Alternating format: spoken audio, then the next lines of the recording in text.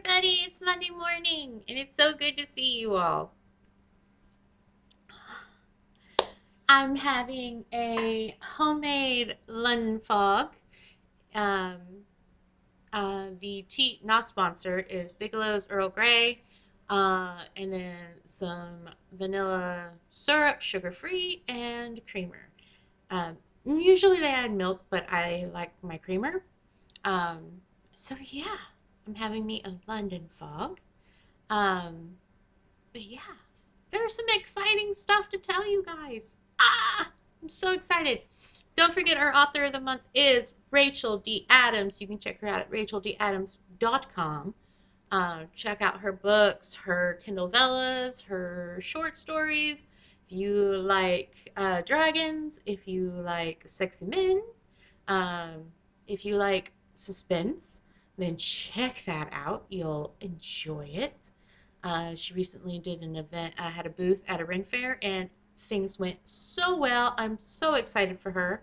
We love to share her stuff, um, of course. And I have other exciting news. Some of you who watch my sprints in the morning, on the weekends, know that the cookbook is live. Finally, finally, that project is off of my to-do list. It is live. We have the hardback version and the ebook version you can get. Remember, all proceeds go to the store.org, which is a charity, a food-related charity out of Nashville, Tennessee. Um, Check out the store.org. Um, Very awesome charity. Um, and this is our third cookbook, um, and it's finally live. And I will share the link. I will also put the link in the description below, but I will share it in the chat right now for those of you. So yes, yes, finally it is live. Speaking of live,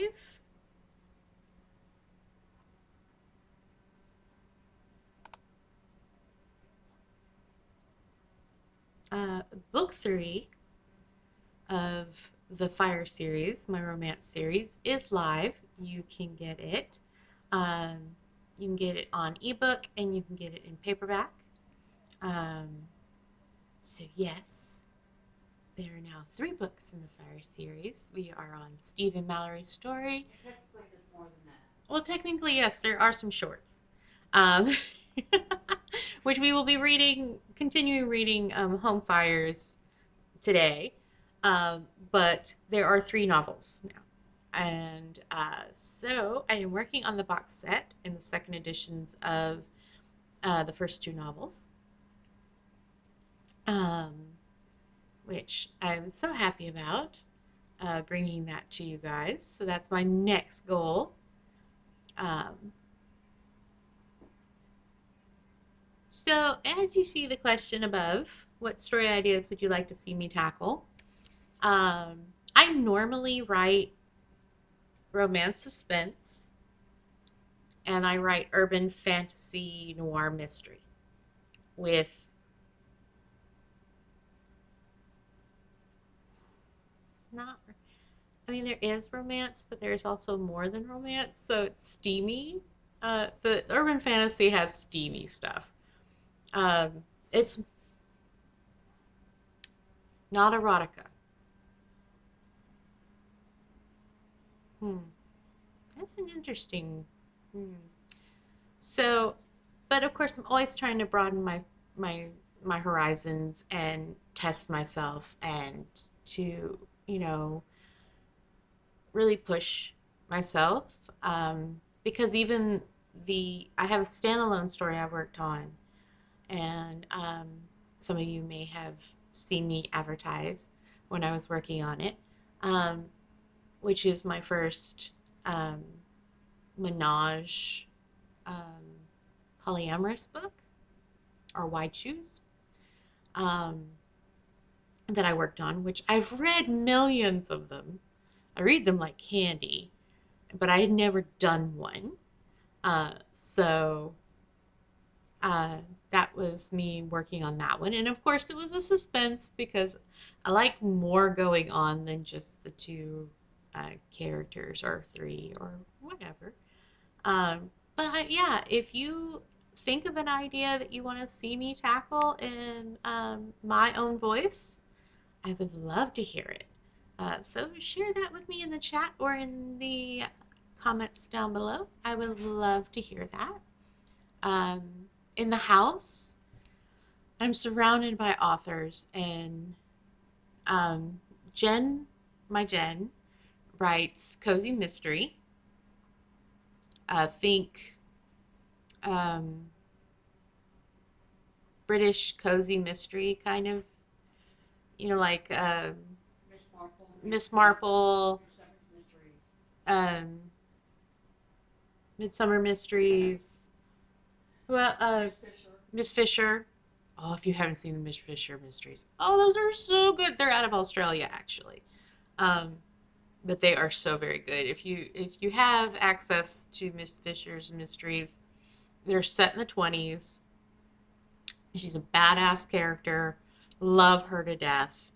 Um, yeah, watch the Miss Fisher mysteries, and I'm sure that's what really got Jen going.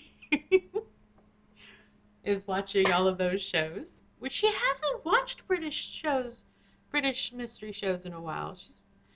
I'm surprised. She's actually been watching futuristic and very scary, um, very psychological shows that have made me go, nope, nope, no, no, I refuse today. I refuse.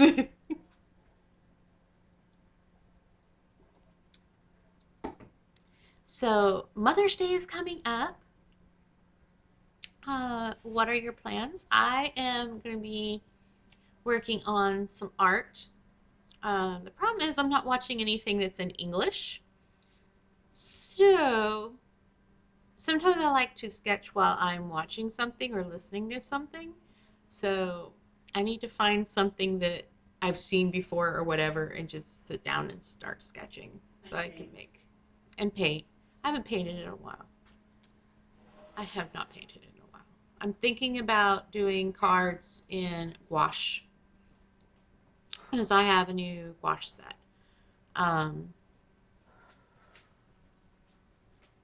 so, because there's this really pretty one with dandelions. It would be fun to do. I don't know. I'm gonna look and see through my art uh, playlist on YouTube. I every now and again something comes across my feed and I'm like, oh, that would be pretty to do, and it's a tutorial, and I put it in my art list. So I haven't painted in a while, and I haven't played my guitar in a while. I need to practice my guitar again. But I need to reevaluate my um, time blocks and start getting up earlier. I didn't get up early this morning, so I didn't get a lot done this morning because my neighbors decided to throw a huge party last night that didn't end until almost midnight. So, I mean, very loud, like they had speakers. They had like event speakers. They didn't have like your household speaker or your little Bluetooth speaker or whatever. No, they had event speakers, and it was very loud. And my puppies were not happy about it because they started about sundown, and whew, that was loud. But let's see, what else do we have going on? Of course, on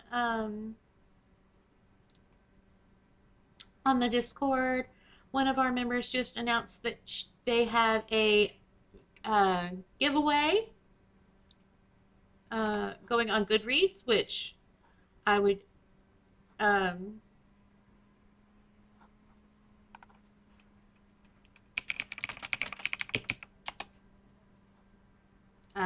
they haven't shared the link yet.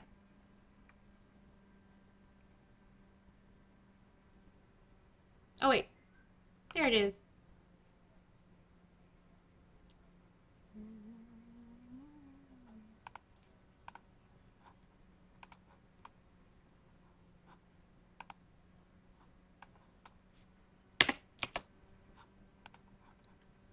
So let me get you the book giveaway link, and I will also put this in the description.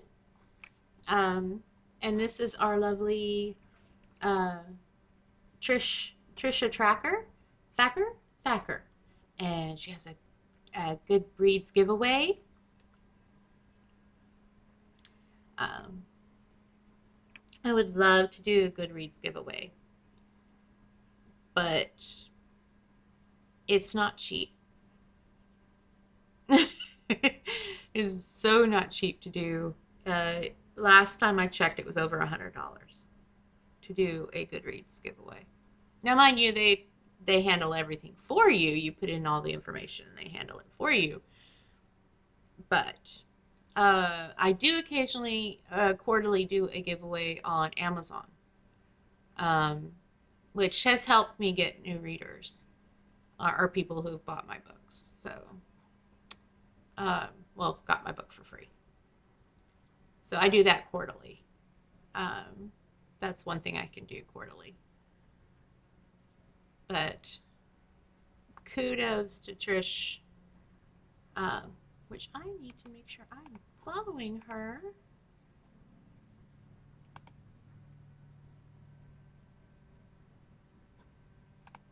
Yeah, I'm following her.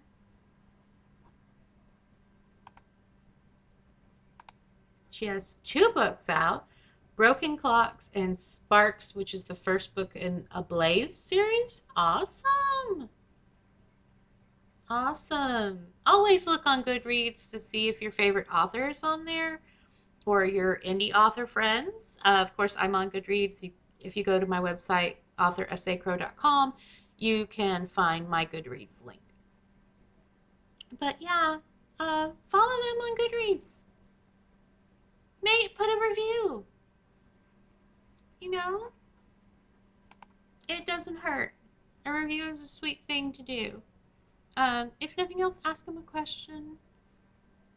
You know, just something sweet. Because we have to put a lot out there, and the trickle that comes in is so small. Think about like the occasional drips when when a faucet is going out in your sink, and you go, boop, boop. Yeah. So anything you can do sweet for your fellow author or your favorite author, please do. If they have a fan mail address, send them fan mail. Oh God, send them fan mail. They would love to have something from you. Especially if their books moved you or if you really love them, send them something. They really would like it. Don't forget, if you want a copy of Codifier for free, just sign up for my newsletter. There's a link on my website. I am in editing land this year. So yes, book got out. Box set will come out. And my hope is to have Obsidian Vendetta, the first novel in the PIR series, out by Anne Crow either late this year or early next year. Because basically I'll start working on it after the box set goes live. Um, um, because yeah, I want to get that out. You can read Hematite Without Faith, which is on Kindle Vella.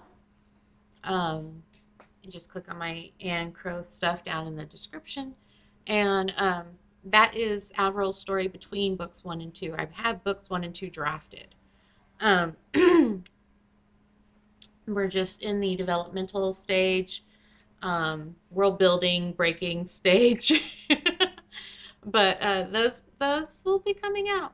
They'll start coming out soon. So yeah, I gotta start gearing that up. I'll be doing that while I'm probably editing book 1.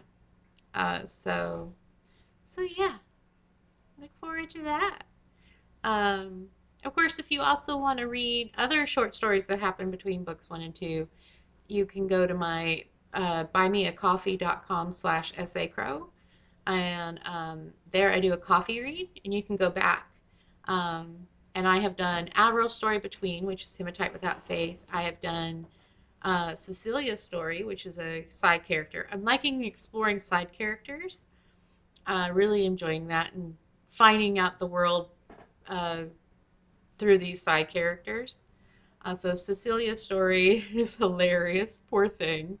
But, it turns out good. And some of these characters will show up based off of these shorts, um, because now they're a part of the world. So if you become a subscriber, you will get free stuff. You will also get a story that will never be released, maybe ever.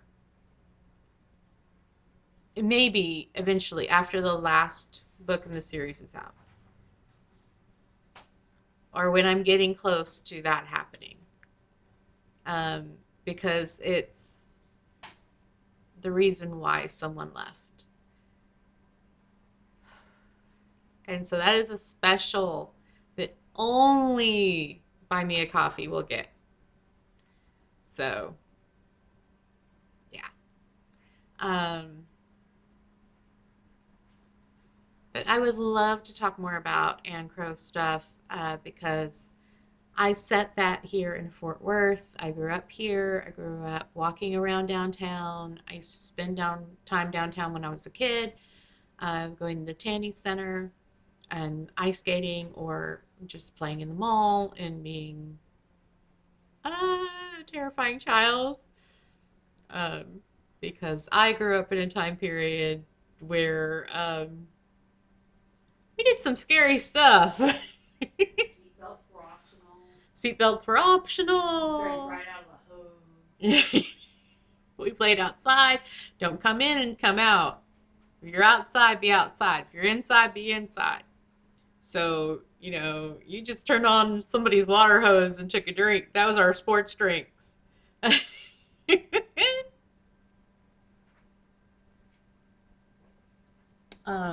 Playing hide go seek in the neighborhood, running down streets. You didn't have to be home until just before the street lights came on. That was the rule. Yeah. My I was a very independent child on top of growing up in that period. And my dad would drop me off on the weekends, usually one day during the weekend, and just drop me off at a mall downtown. And I had money to, buy myself something to eat or something to drink, or to pay for doing ice skating. I would ice skate, and I would flirt with boys in the mall. Some of them were way older than me. And my dad would then tell me, I will pick you up at a certain time and a certain. The problem was that he would say, like, the north side of the mall. And I was terrible at telling north, east, south, and west, because I was like, I'm in the mall. I'm supposed to know. What I loved is when he would drop me off in the parking lot.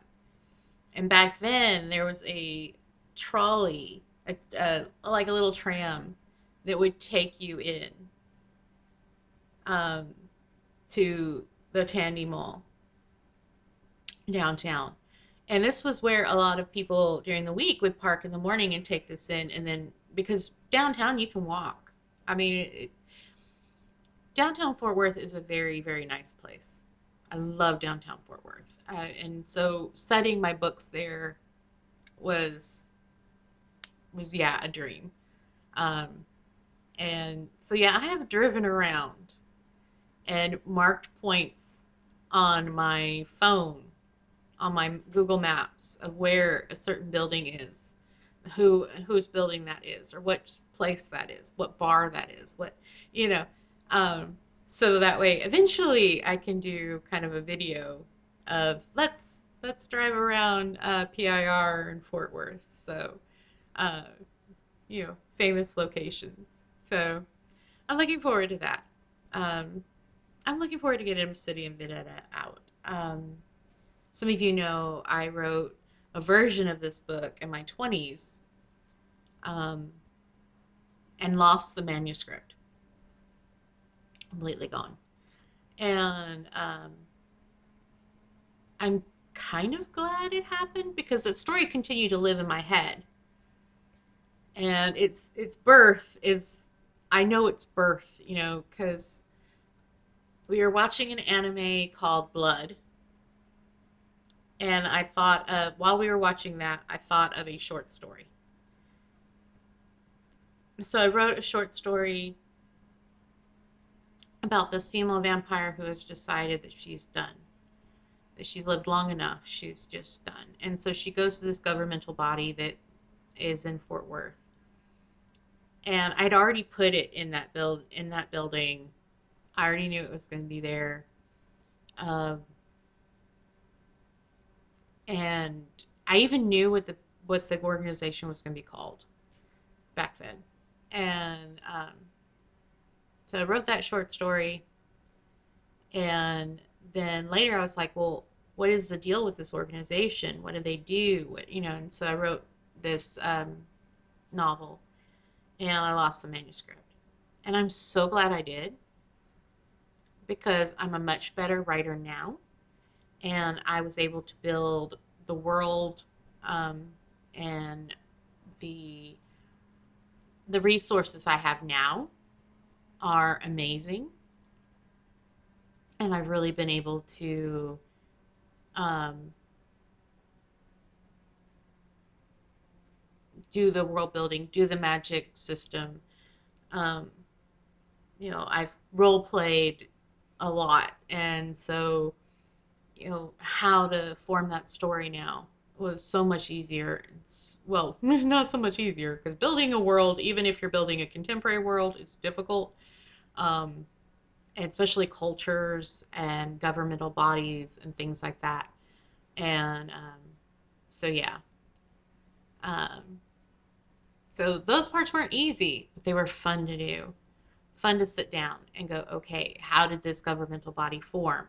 How did they find out that the things that go bump in the night were real and living among us? And so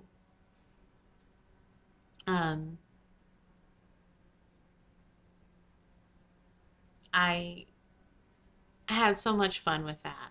And I can't wait to bring Avril to you guys. The first book, her coming into, um, yeah, it's like, yeah, you get Avril now, but you'll know more later. So yeah, it will be great. Um, I'm gonna work hard on that. Of course, we are getting recipes for the cookbook for next year.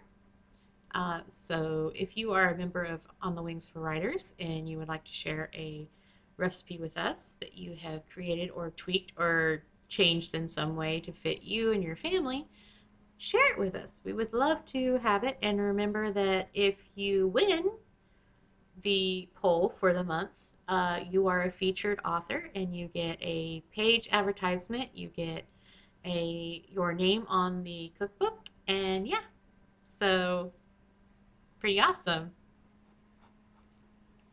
All right, are we ready to start reading? I think we are on chapter 4 of Home Fires. Let me get a drink of my London Fog. Uh, okay. If you would like to hear the chapter before, just look for the playlist, Tea Time Home Fires, and you can find that. You can find all of the books so far um, on Tea Time, their own playlist. So, days later, Nash drives us to a local fast food restaurant, and we order our food, and the smell of golden fries and meat fills the interior of the SUV. After leaving the drive-through, Nash pulls into the parking lot of a nearby park. While I situate my lunch and drink, Nash unbuckles his seatbelt and gets out the driver's seat. I watch as he wanders over to a park bench. Thinking that we're getting out, I repack my lunch into the bag. The heavy weight of Travis's hand on my left arm stops me. Gazing over at him, I see that his expression is heavy. A grooved line forms between his eyes. Raven, we need to talk. I rearrange myself on the seat next to him to give him my full attention as butterflies take flight in the pit of my stomach. Internal alarms are going off with increasing decibels. I can't be with you anymore. That sentence drops on me as hard as an anvil. The tears start, and I bang my fist on the door handle and my head on the headrest. You are a horrible person. How can you break my heart? Over the sounds of my screams and hiccuping cries, I can hear his attempts to quiet me. You have everything, and I don't have anywhere to go. What am I to do now? As an idea strikes me, I stop crying. Tony's shoulders ease and breathes. Woo, that's Travis, not Tony.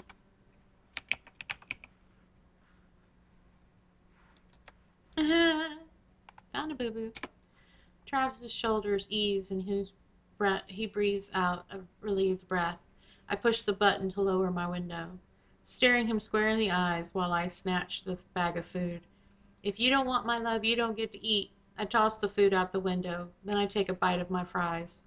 Popping out of sleep, my breath comes in gasps. Raven? Travis's voice is groggy with sleep. Just an awful dream, I whisper back, afraid that what I'd say. The dream still has a hold of me. Do you want to talk about it? He rubs my clammy arms. His voice is more awake now. I shake my head no. He lets me go. I sense his gaze on me as I make my way to the bathroom. Turning on the water in the shower, I consider myself in the mirror. Dark circles bruise the skin under my eyes. My hair is lank and lacks its normal shine.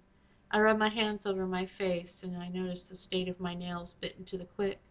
Getting into the shower, I position myself to get my stiff neck and strained shoulders under the punishing beat of the hot water. The dreams have been plaguing me for days. I haven't gotten a full night's sleep in so long it's putting a pall on everything that brings me joy. I cooked less and less often. In fact, Nash mentioned yesterday the lack of sweets in the house. You need to shake yourself out of this, I admonished myself. I need to find ah, I need to find happiness in my life and my friends. Instead, I come up with the idea to make lunch for Mallory's office and take it to her tomorrow. Loading the portable warming box in the back of my car with cover trays for Mallory, making sure the dessert trays are secure in the back seat, I head out to her office building downtown. Mallory and her business partner Cass own an office in the heart of downtown for said companies. They started the company right out of college. They wanted to get in with the .com companies that settled in the city, designing the buildings and the interiors. The doorman at the building helps me load my cart and get through the glass double doors. Jacqueline opens the glass door of their business. She's a firecracker of a brunette with full lips painted red and a snarky personality. We head to the conference room and set the food in a buffet style. I hear Mallory and Cass behind me as I take plates and utensils out of a basket. I can't believe you did this amount in just a few hours. Cass's deep voice rumbles from his enormous chest. The light glistens off his clean-shaven head. Large brown eyes fill with his genuine warm smile. Raven is a superwoman. She can do anything. She gives me a worried smile as she scans me. Fidgeting, I give Cass a plate and tell them to help themselves. I try to sit with them and eat, but I can't sit still. Instead, I clean the table in front of me and put things away when I can. I ask them about work and they tell me more about a new client they're working with. She's extremely picky and opinionated. Let Jacqueline wheel this out front for you, Cass says his goodbyes, and compliments the food as he heads back to his office. Mallory grabs my hand when I go to help Jacqueline with the cart. Stay, I have a question to ask you. I look over at my best friend. Her blonde curls are shiny and smelling her signature passion fruit shampoo. When we're alone, she takes a seat and urges me to sit beside her. What's up? What's up? Her voice exasperated. That's my question, girl. What's going on? Honey, you look like crap. Thanks. I'm not sleeping well. Why? Nightmares. I'm on the brink of starting a new project, and it's extreme extensive project. I have no intention of telling her my fears about that Travis and I are becoming roommates instead of lovers. Any day now, he'll tell me to leave. I need this project more than ever. Change is hard. You know I'm always here for you. I hug her, telling her I know that and that it's the same for her. What are you doing this weekend? Maybe we can get together. I'm visiting a soup kitchen with Tony and Anna. You should come with us. Last weekend, Anna needed Tony's help with her business stuff, so we skipped the trip, but we're back on for this weekend.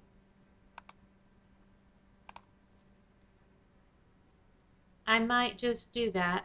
We hug again. Feeling better than I did before, I remind myself I still have friends, even if I lose the others when Travis breaks my heart. Saturday morning, I hear tires crunch in the drive outside the garage. I know that Travis and Nash aren't here back. He told me he had stuff to do. Mallory had to back out, plus, she's never been a morning person. Grabbing my bag and the bag of pastries. Oh, grabbing my bag, a bag of pastries, and the to-go cups of coffee I made us. Tony waits with the black car door open for me. You're an angel, Anna says from the front passenger seat when she sees the coffee cups. Taking things out of my hands, Tony helps me into the tall SUV. Taking them back after I buckle my seatbelt, I hand Anna her marked to-go coffee. I made you a mocha. Her open pixie face is full of smiles, her long blonde.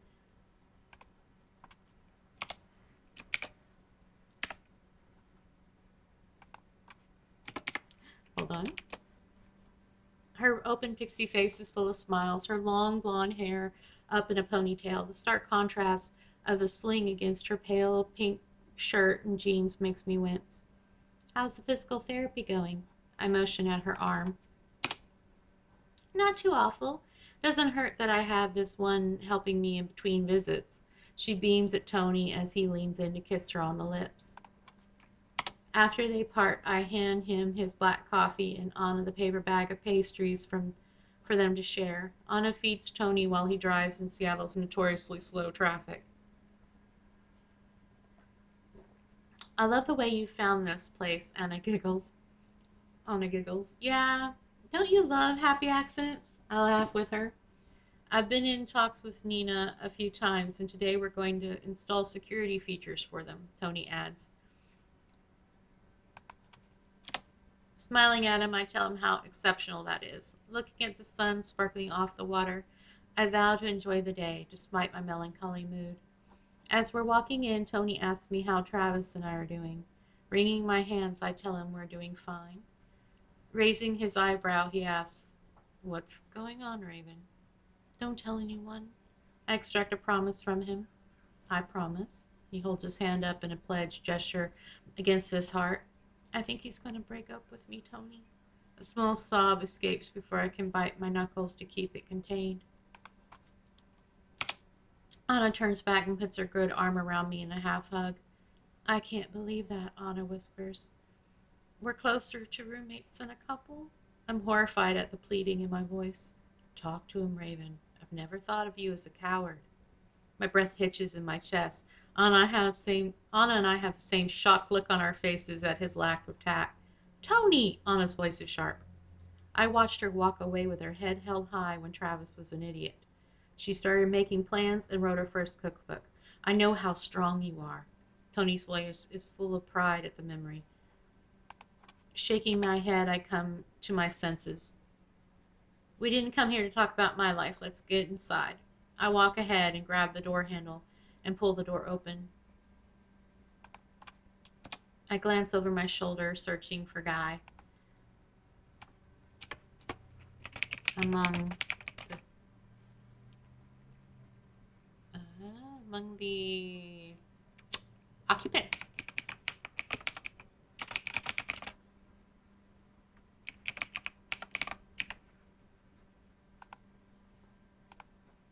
All right, so that is chapter 4 of Home Fires.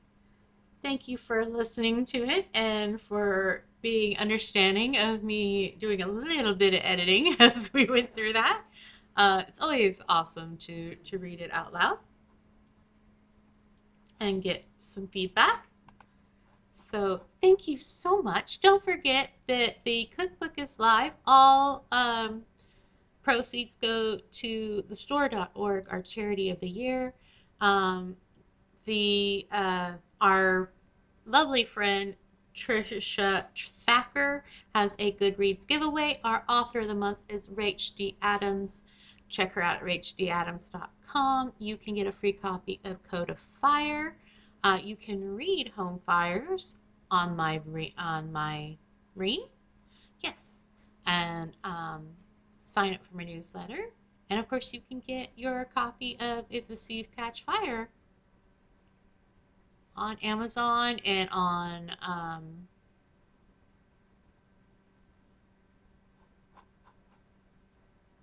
there's one more place it's for sale. It's on library apps as well. Let me check this.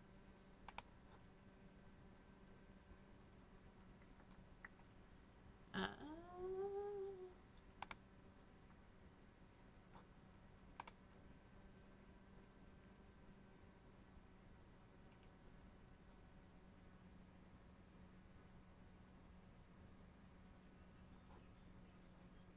oh, I didn't add it there. Bad me. Bad, bad, bad, bad, bad. All right.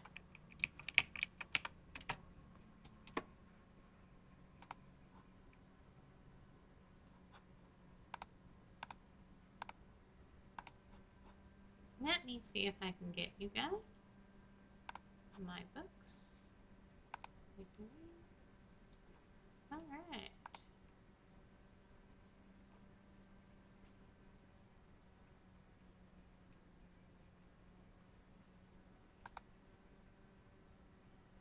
Everand. You can get it on Everand.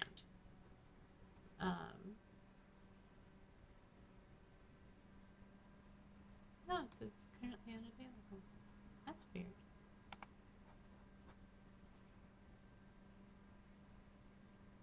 But you can definitely get it on Amazon.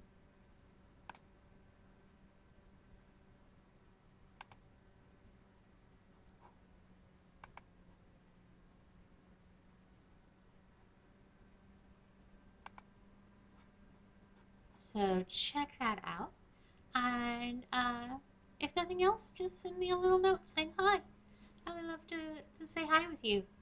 Um, I'm going to let you go, and I hope you have a fantastic week. Um, I hope that your coffee is strong enough to wake you up and that you have many blessings. So take care, everyone. I love you.